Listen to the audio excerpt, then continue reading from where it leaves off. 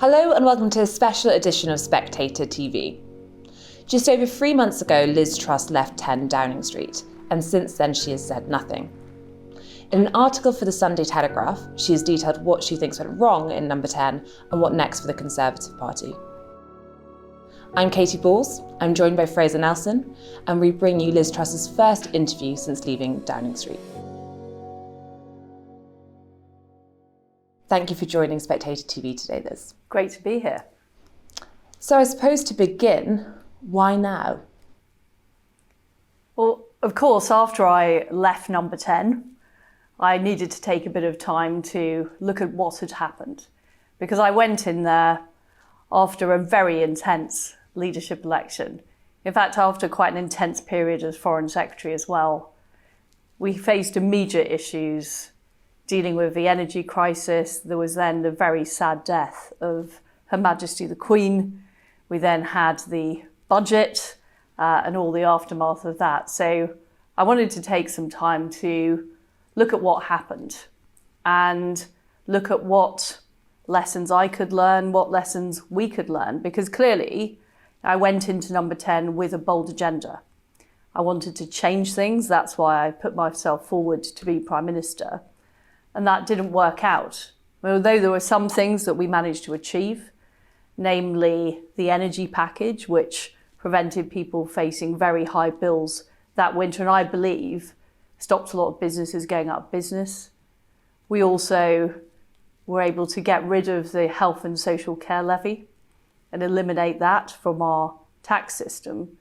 There were other things that didn't go so well. And so I wanted to take time to think about it, to look at what had happened.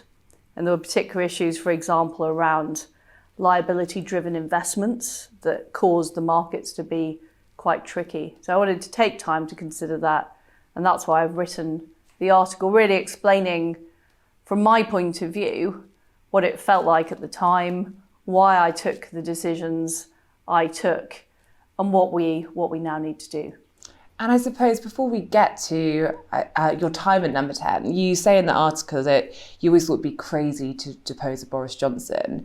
And it meant when that did happen, you didn't feel as though you actually really had the infrastructure in place. But all of a sudden, you didn't see anyone making the economic argument that you thought should be being made. So you throw your hat in the ring. But I suppose given the scale and how much you wanted to change, did it feel then that you were unprepared, or I suppose fighting against the clock? Well, it always felt like it was a big challenge. And since I've been a government minister, I was a government minister for 10 years, I've been fighting some of these battles. I didn't support the rise in national insurance. I wanted to do things like childcare reform way back when I was in the education department. And, there were other areas that, we had discussions about inside government, whether those were trade deals, whether it was our foreign policy. I knew there was a battle to be had. And I also knew that there was a very, very tough situation that we faced as a country with the war in Ukraine, the energy crisis, the aftermath of COVID.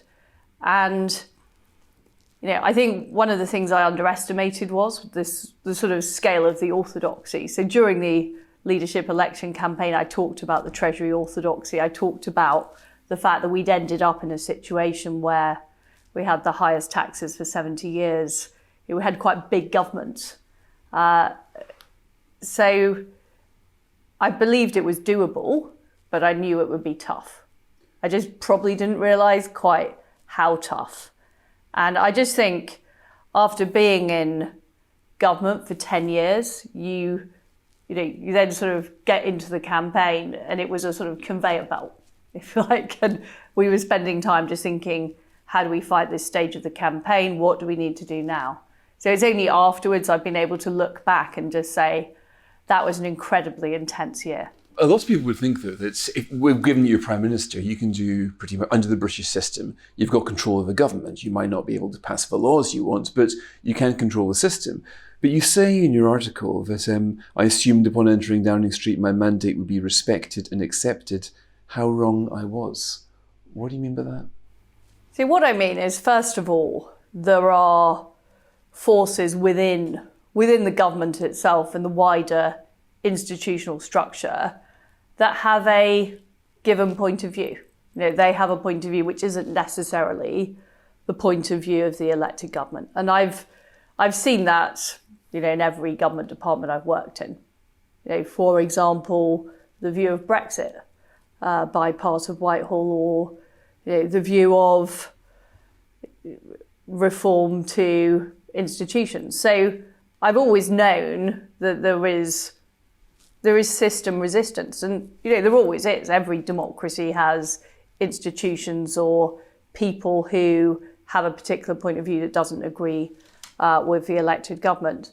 And I also think the political support I had during my time in Number 10, it wasn't enough to achieve the type of bold reforms I was looking to achieve. So it was a combination, if you like, of the economic orthodoxy, which, for more than 10 years we've had relatively cheap money, low interest rates, relatively high government spending. And, there's been a variety of factors that have caused that. COVID is a good example, and relatively high taxes.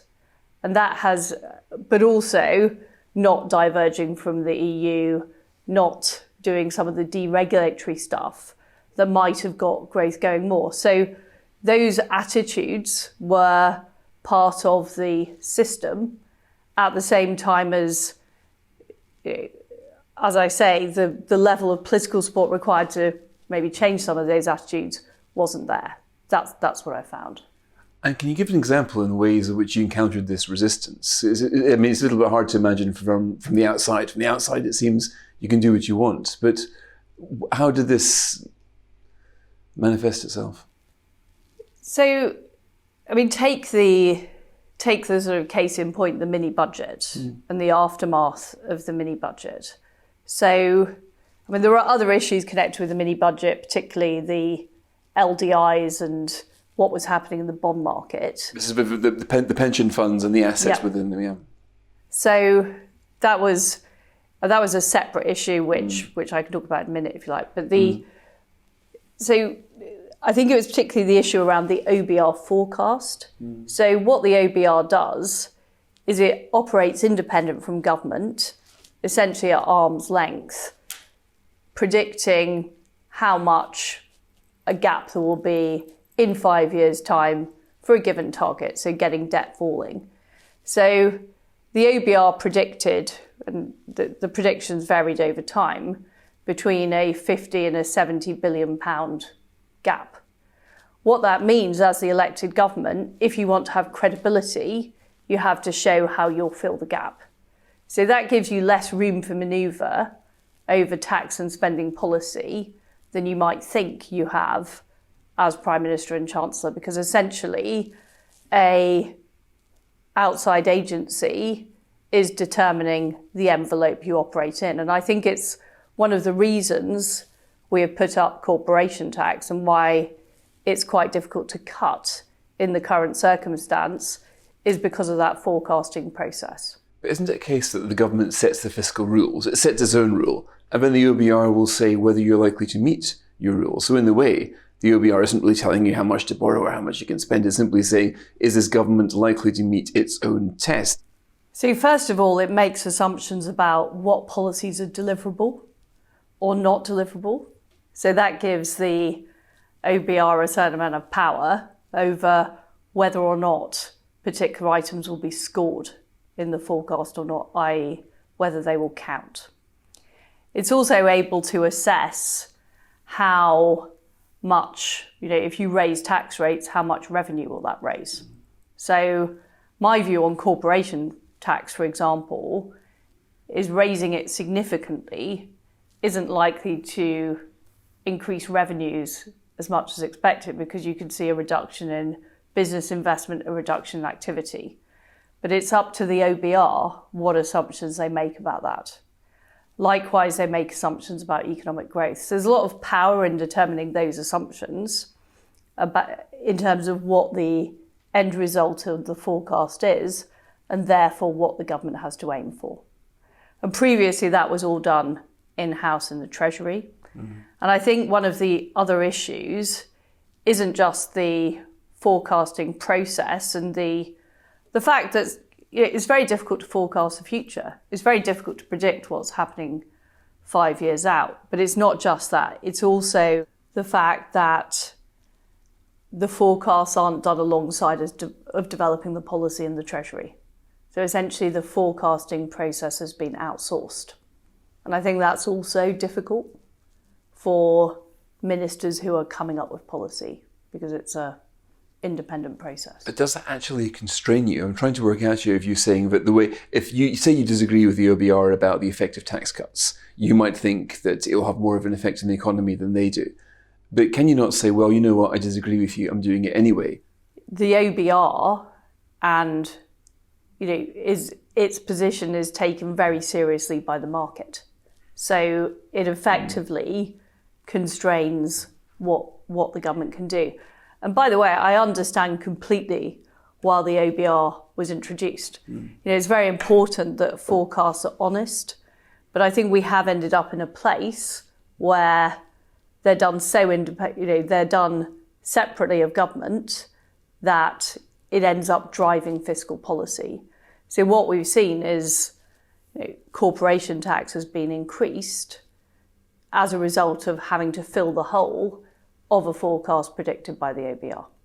That has become the reality of the system. I'm not saying that we should go back to the old ways of somebody putting their finger in the air, but I think there needs to be more discussion around the assumptions that are being made in the models, and more opportunity for the government itself to be creating the forecasts. And on deliverability, which you mentioned, is that the OBR looking at whether they think the Tory party MPs will back these measures? Is that a factor too? Well, it's really a question you should ask the OBR rather than me, but it is exactly the sort of question I think should be able to be asked. Yeah. What are these assumptions based on? If you're looking at tax cuts that you think might lead to growth or supply side reforms, why have those assumptions been made? And my view, and I say this in the article, is that the way the model works, which is essentially a pretty static model, tends to favour raising taxes over reducing spending. It tends to favour short-term measures over long-term measures. And a lot of the supply side reforms like changing the planning system or putting in the investment zones or childcare reforms to make childcare cheaper for working parents. Those are all things that take time to work through.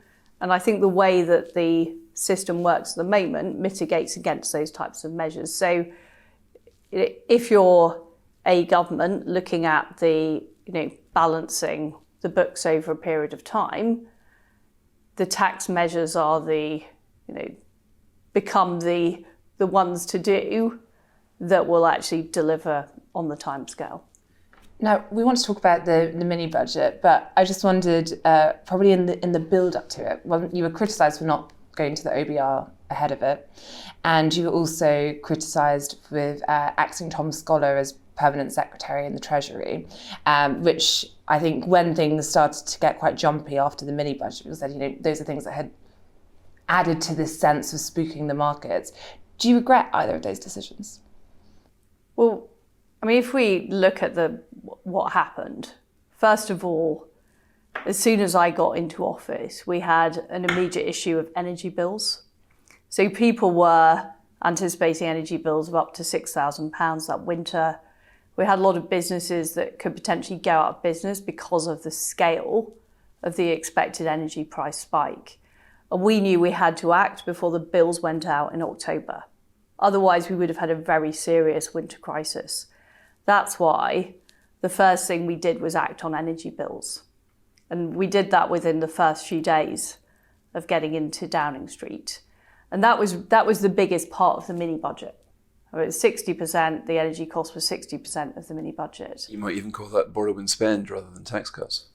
Well, what it was offering a guarantee that if prices went over a certain level, the government would essentially share the risk with consumers and with business, because frankly the government had failed to act 20 years ago to make sure there were sufficient independent energy supplies, and we'd become dependent on the global market price. But I'm very clear that if we hadn't acted, we would have seen a big drop in business confidence, real issues with people not being able to afford their energy bills and fearing their energy bills. Could you have targeted a bit better? I mean, you ended up with millionaires being subsidised under your system. Well, the answer is we did look at those types of options, but we couldn't deliver it with the systems the government had. That's, you don't live in a perfect world. We lived in a world of being able to do something comprehensive that would reassure businesses and consumers, or not being able to tackle the level that we had. But I think we've seen since coming up with a targeted scheme is really difficult. And we didn't necessarily have the systems at the time to be able to deliver it in time for October, because that's, we got into government in September and the bills were arriving in October. Then Her Majesty the Queen sadly died. In fact, she died on the day we made the energy announcement. So on the day we made the energy announcement, we promised, because we hadn't given a costing for it, we promised that we'd come back, have a fiscal event and give the costing. So that essentially set the date for the mini budget, which is why we had to act quickly, because otherwise we would have had the open-ended costing.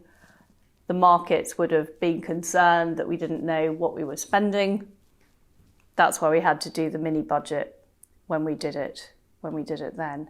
And if we'd left it any longer, we would have had other problems. I think it's one of these things in these scenarios that you never know what the counterfactual looks like.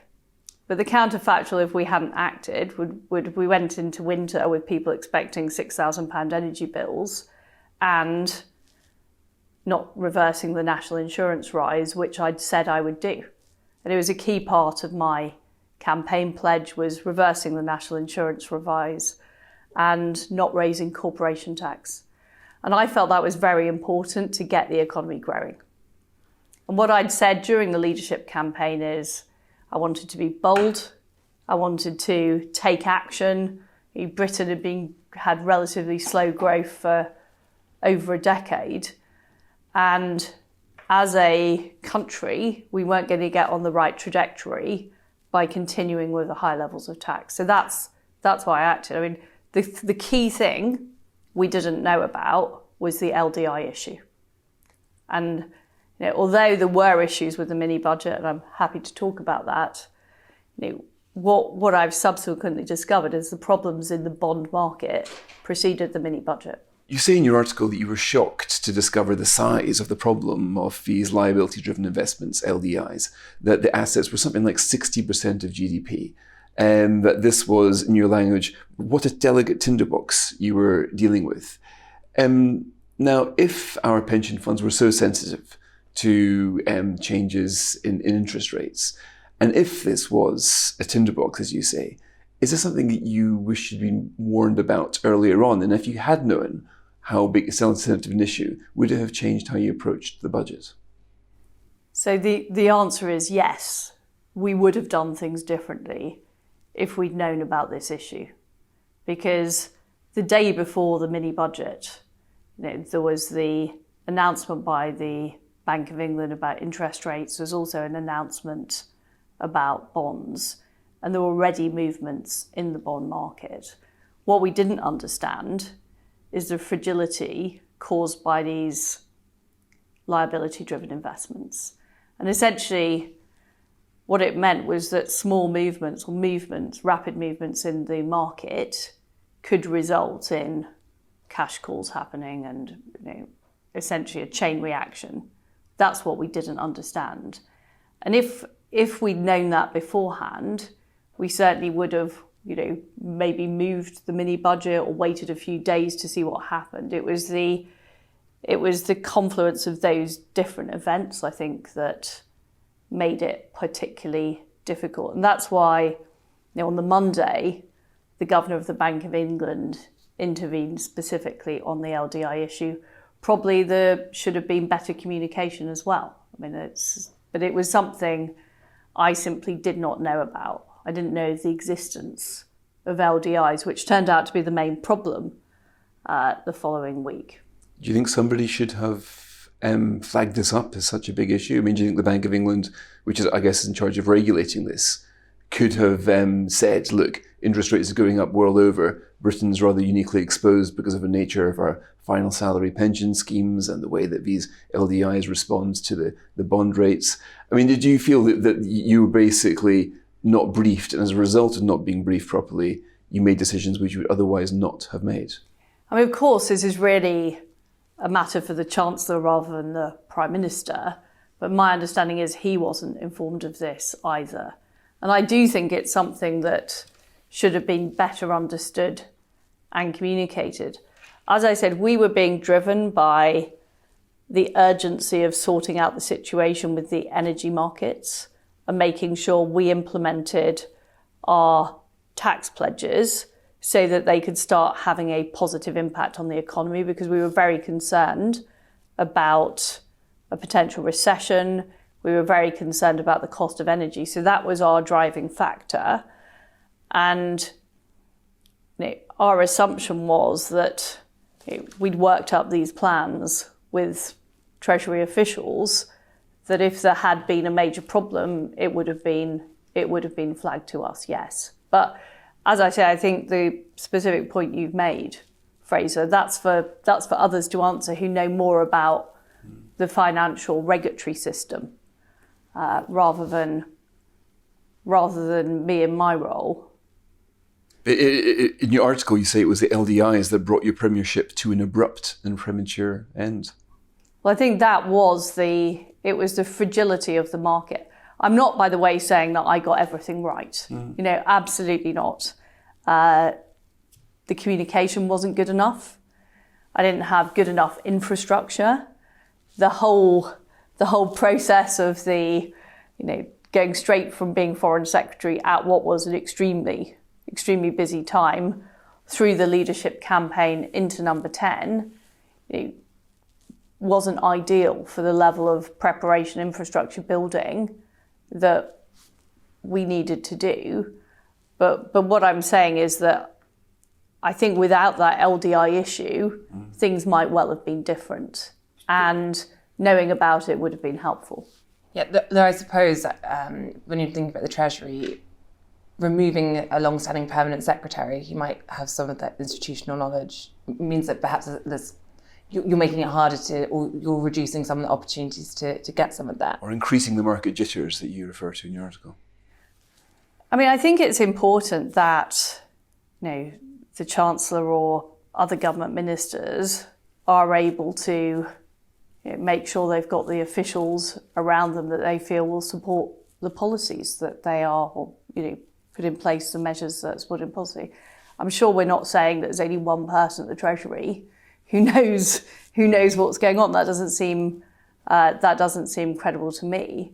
And the issue, and I point to this in the article, I'm not accusing any individual of being deliberately difficult or anything like that. What I'm saying is there has been an overall approach on British economic policy for the past 15 years that is an orthodoxy.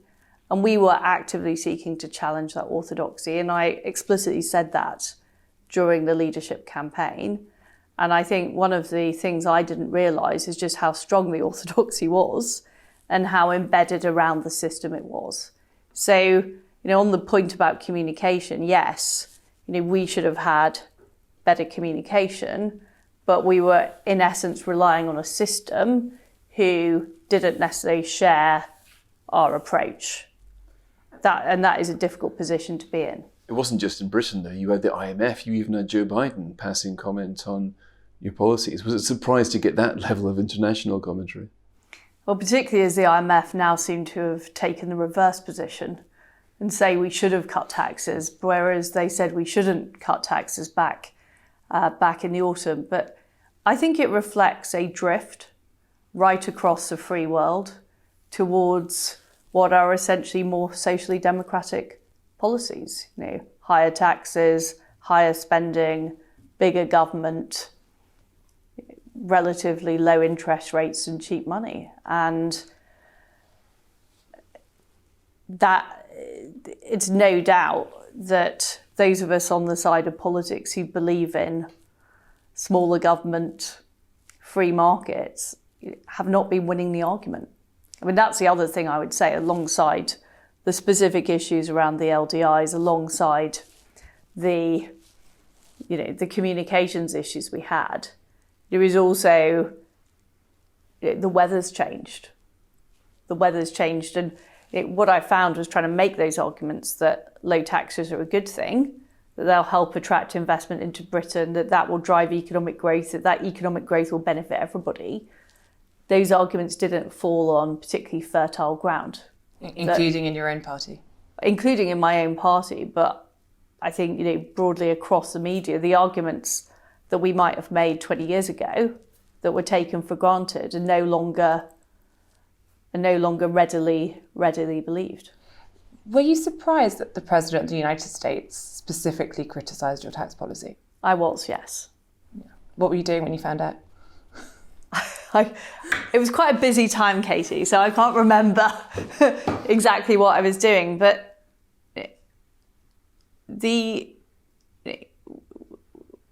we'd been through the very difficult death of Her Majesty the Queen and the funeral. I'd actually been over and met President Biden at the UN, and we were then dealing with the issues of energy, but also dealing with very serious security issues, Russian saber rattling. So I didn't really have time to sort of call President Biden or get concerned about his comments, because we needed to deliver in what was a very difficult situation. And just on the mini budget, before I think obviously we move on from that, there were just two things I wondered, which was the first is, I mean, you served under 3 different prime ministers. You know how much events can take over. People's agendas have to go to one side. So did you feel that, if you think about the number of measures you put in, did you feel as though you needed to do everything quite quickly because you only had 18 months, 2 years to the next election? Was that a factor when you were deciding what to put in it? Well, I think it's worth pointing out that the vast majority of the mini budget was the energy package, plus the 2 measures that I'd announced during the leadership campaign: reversing national insurance and keeping corporation tax low. And a lot of people refer to unfunded tax cuts. What we were talking about is not raising taxes.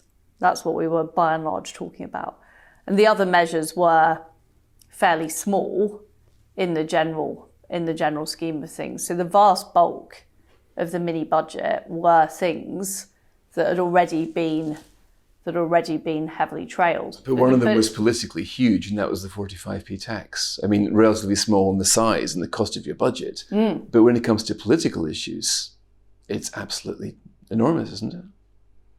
Well, so it proved, Fraser. So it proved. I mean, the way we looked at it is we wanted to be as clear as possible that Britain was open for business. We wanted to attract investment. We wanted to attract people to the United Kingdom.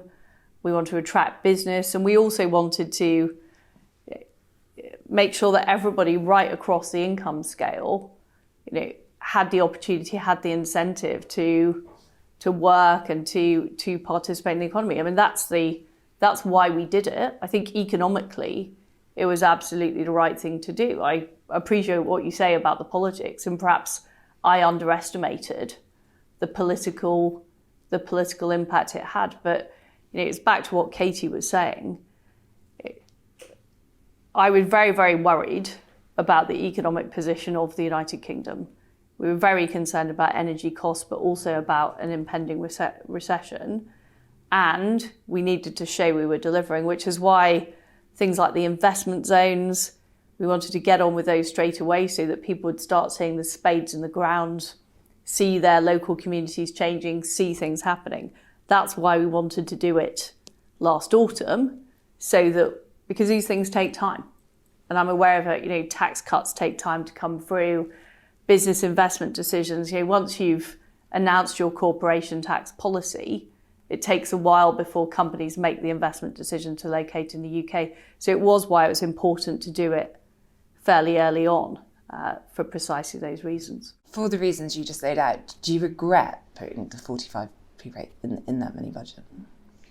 Well, I mean, look, we could all think different things with hindsight, and perhaps it was a bridge too far. But I'm not convinced that it was a sort of magic bullet that everything would have been fine if we hadn't done that. Because, I thought it was quite significant that after there were more market wobbles, and we reversed the 45p tax decision relatively soon, we were essentially forced to reverse the position on corporation tax. So although, maybe it was a step too far, who knows? We can all, you can all do different. This is my point about counterfactuals. It's easy to say. I still believe it's the right thing to do for Britain. During the vast majority of Labour government, we had a 40p top tax rate. The problem is, though, that it goes back to the point about why have we not won the argument for the past 10 years about keeping taxes low, giving people more control of their own money, cutting business regulation. Why have we not won those arguments? Because we have tried to placate, a lot of the distributionists. And those are people in Britain who think the pie isn't going to get any bigger. The only economic debate is about how we divide it between different people. I fundamentally don't agree with that. I think if you have lower taxes right across the board, the country becomes more successful and that benefits everybody. And I think that's the argument we fundamentally haven't won. Was I trying to fatten the pig on market day? Maybe. There's a long history of failing to make the case. And that's what I'm thinking now. I'm thinking, how can we make that argument? Because it certainly isn't going to make our country successful in the long term, having ever higher taxes, always having the argument that you can't cut it's never a good time to cut the top rate of tax, is the reality. And then, after the mini budget, and we've spoken about now the reasons, obviously it went wrong for various factors, but it feels at that point, that's when the premiership really takes a turn. You get to Tory conference. I'm not sure how you would describe your Tory conference. So I think it didn't look the most. Well, you never know. The thing about doing the job is you never know what it looks like from the outside because you're consumed by, doing what you have to do. I think it was very difficult. It was very difficult when we had to, probably the week after the conference, when we had to reverse elements of the mini budget. And then I was in a position of, rather than pursuing my policy agenda, trying to avoid a serious market meltdown, which is why I had to do what I had to do. But yes, I think after we had to make those changes, it was a very difficult position I was in. Perhaps the biggest change you made was losing Kwasi Kwarteng, one of your most longest-standing political allies. That must have been a very difficult decision. It was very difficult. And reversing the measures in the mini budget as well that we thought were right was very difficult. But the two of you didn't disagree on anything, did you? As far as I can work out. No. Yet he still had to go.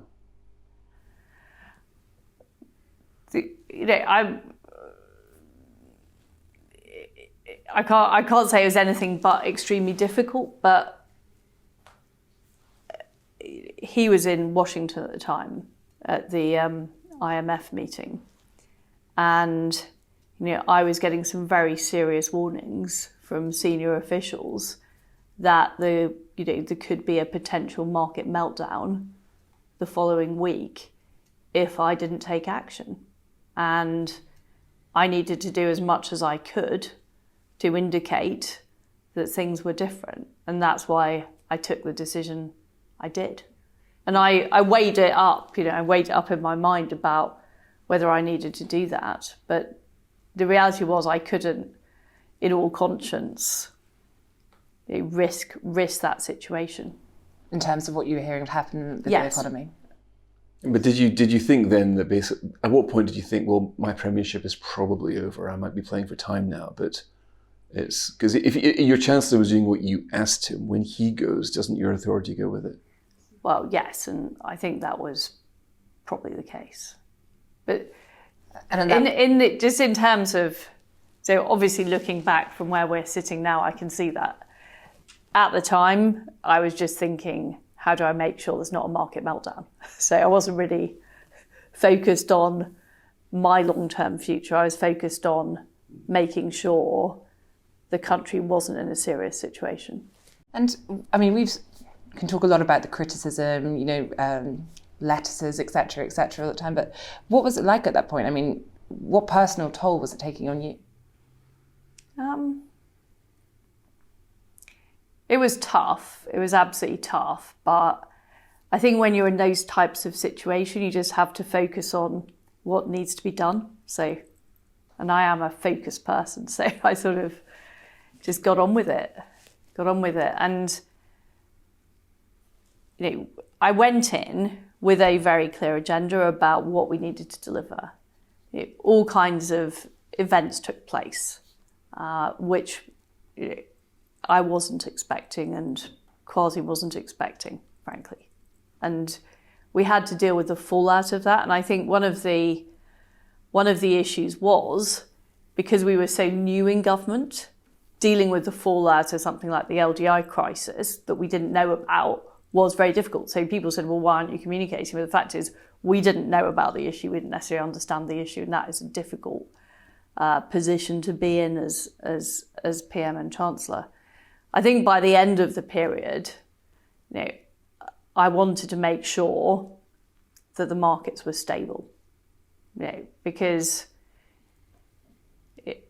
at my heart, I'm a patriot. I don't want, I want Britain to be successful. I certainly don't want us to get in a position where there is a meltdown. And so that was my focus. And if you say what personal toll did it take on me, I mean, it was tough, but it was, I just got on with it. And I suppose just the final thing on losing your chancellor. I mean, there are reports at the time he found out on Twitter on the way to meet you. And then, I wanted to, are the pair of you, given you have, you've written a book together in the past, are you back on, friendly terms? Look, I count Kwasi as a friend, and what happened wasn't, it was a difficult decision, and was it the right decision? It's very hard to tell, but I had to make sure I was doing everything to deal with a very serious situation we're in. But I'm. So you went in a matter of days from thinking, okay, I've got these forces of conservatism, shall we say, small c against me. I'm going to overcome them. I'm going to make the radical arguments. I mean, the OBR, they might not agree with me, but somebody needs to break the deadlocks. You were in that mindset in the mini budget, and directly afterwards. I remember meeting Kwasi on that evening, and he was saying, look, the markets are wobbling, but they'll calm down eventually. And you can see the argument for that. But that switched pretty quickly from that to people telling you, look, Prime Minister, this is really serious. You're going to face a meltdown. You're going to have to lose your Chancellor. And you would have gone from first of all thinking, well, I'm going to prove these guys wrong, to thinking, actually, I better do what they say. Yes. That's a good summary of the situation. It's a good summary of the situation. And as I say, if we'd known about things, we could have prepared better. But I don't think we could have delayed putting the measures in. I think that's an important point to make, just because of the very serious economic situation we were in, vis-a-vis the energy prices. And you say that perhaps it was a moment you lost your chance, that you realised, you could perhaps see the writing on the wall. when you decided to step down, I think Graham Brady, the chair of the 1922, has praised you for of all the various conversations he's had in recent times with prime ministers on the way out. Someone who did not fight it as some of the predecessors did, but the night before there was a very messy Commons vote on fracking. At what point did you think, actually, I've been trying to keep the show on the road, it's best if I step down? Was it that evening? I think it had been I was becoming more aware of just how difficult it was. I think once I'd appointed the new chancellor and we'd had to change the policies, which was a reaction to the market pressure, as you say, I thought at that point it was difficult for me to continue for much. Because my whole campaign, the whole reason I stood for the leadership was to pursue a different economic policy. That was my motivation. I mean, that was my motivation for getting involved in politics in the first place. So I think past that, it was quite difficult, but I didn't want to sort of drop the ball or leave anybody in the lurch. You talk quite a lot about the apparatus. I guess you're referring to your personal apparatus around you. But when it comes to trying to winning the arguments for low tax, for the growth agenda, one of the themes of your articles is that the pro-growth side, if you want to call it that, doesn't have the apparatus. You say even the resistance inside the Conservative Party to move to a lower tax, less regulated economy is pretty significant. Now, if a Conservative Party doesn't believe in lower tax and lower regulation, if a Conservative Party effectively weren't on your side, a pretty big problem in winning this argument. I mean, it's always been the case that the Conservative Party has been a broad church. And we've always had this debate. It's not a new discussion within the Conservative Party. But I do think that if you look at the arguments that led up to the Thatcher government, if you look at the think tanks that were established, the intellectual movement, the sort of Hayeks, the Friedmans, all of that, it was more part of the public consciousness. It was more part of so it's not the Conservative Party per se, it's where we are in the battle of ideas. And I think that is where we have lost ground. If you look at opinion polling, people are more in favour of higher taxes now than they were in 2010. I think COVID has had a big impact on the role of government. I think people expect government to do more. I think there's an expectation that government will step in a way that wasn't before. And of course, if you're like me, if you believe that people should be free to live their lives, that you don't like government telling them what to do, then that is a difficult position to be in. And I think the Conservative Party is a reflection. I mean, it's a two-way discussion, but the Conservative Party, the media, the sort of broader sort of public sphere, I do think is not moved in a free market direction. Is that something which you can maybe help change now?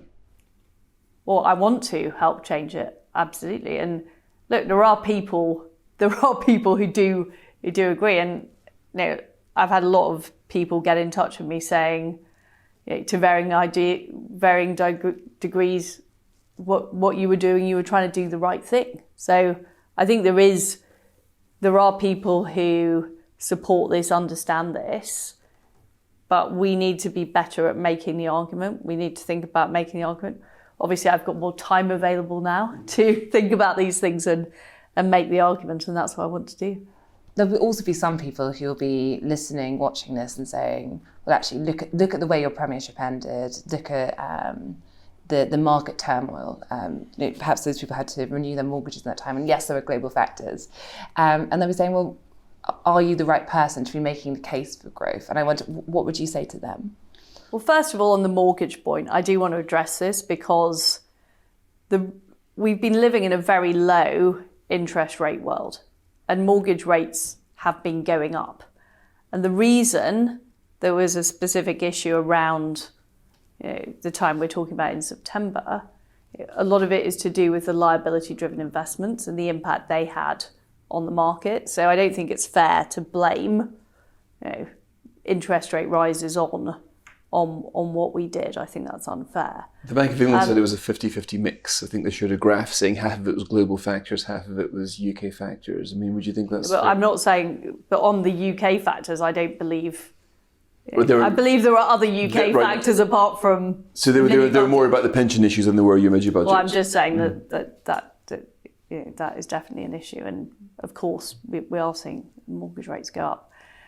But on your question about, nobody would be more delighted than me, Katie, if there were lots of other people coming forward and making these arguments. I would be more than delighted to have other people go out there and make the case.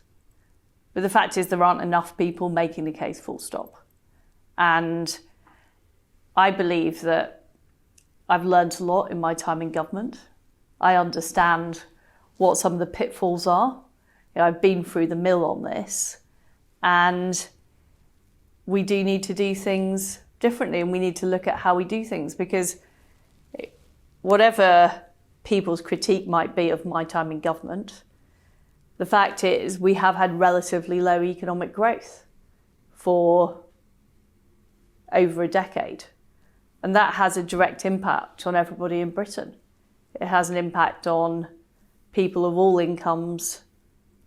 And if you look at GDP per capita, we are falling behind other countries. So there's no doubt there's a problem. And what the solution isn't, in my view, putting up taxes or restricting business more. The solution has to be about Britain growing faster and becoming more competitive. But if there are other people that want to, put that case across, great. But didn't your premiership prove that deficit-financed tax cuts are not the answer? Isn't that the moral of a Liz Truss premiership? Well, I don't agree with the premise of your question, because what we were talking about on corporation tax is not raising corporation tax. The problem is that because we don't have, in my view, sufficiently dynamic forecasting, the prediction was that would cost money. And it was the direct relationship of the OBR forecasts with the market that's the issue. And the prevailing orthodoxy, which is that raising taxes increases revenue. And you think that's what, in my view, that's what the problem is. I mean, we already have a deficit. We already have a big debt. The question is the best way to deal with that debt cutting taxes, increasing growth, or is the best way of dealing with that debt raising taxes? Now, my view is raising taxes is counterproductive. It's not actually going to lead to reducing debt in 5 years' time, but that, my view, is not shared by this broader orthodoxy. That's the issue. You mentioned this in your article about the corporation tax, but just to be clear, are you saying you don't think that that's basically abandoning the corporation tax rises? The OBR said it would cost a certain amount of money. Are you saying they exaggerated how much it would cost? Or are you saying that you believe that if taxes had been kept low, that would have created so much growth that would have actually generated more money than what you might theoretically have got from a tax rise? But those are both the same points, which is the forecasting is not dynamic enough about the impact of keeping corporation tax low. That essentially the forecasting process undervalues measures that drive economic growth. And it overvalues raising taxes as a way of generating revenue, because it doesn't take into account the long-term impact of having big government, more regulation, high taxes, which ultimately slows growth in our economy. And we can see from what's happened over the past decade or so that we've got the highest rate of taxes now for 70 years, and we can see what the projected levels of growth are. So people have got to answer the question, why is there such low growth? In your article, as was just to conclude this interview, you talk about how your husband ultimately told you this was going to be an awful He's very wise, campaign. My husband. he's a bit of a soothsayer. Yeah, a psychic career perhaps awaits. He's better at forecasting than a lot of people. Do you regret going for Prime Minister? No, I don't regret it. And would you want to be Prime Minister again? No. Are you? I thought you were a never say never sort of person. I think I definitely want to be part of, promoting a pro-growth agenda. I definitely want to carry on as a MP. I'm positive about the future of Britain. I'm positive about the future of the Conservative Party. I think we need to start building more of a strong intellectual base. But I'm not desperate to get back into number 10, no. And Rishi Sunak, you'll be supporting him? I will be supporting him. Thank you, Liz Truss, for your time today.